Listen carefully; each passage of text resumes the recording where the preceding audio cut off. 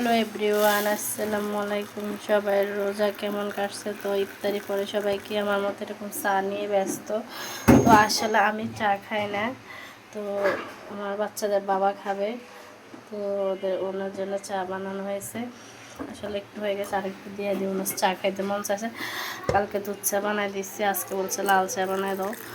তো সবার কি ঈদের কেনাকাটা হয়েছে নাকি এখনও হয়নি? রমজান তো 10টায় শেষ প্রায়।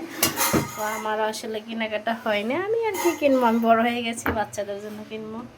তো মেয়ের জন্য আসলে কেনা হয়েছে টুকটাক আগ থেকে।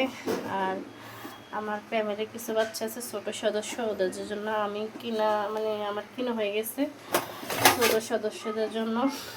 আর হচ্ছে আমার ছেলে মেয়ের আরও বাকি আছে, কেনা হয়নি এখনও। তো সবাইকে কেনাকাটা করছেন না? এখনও করেন নাই।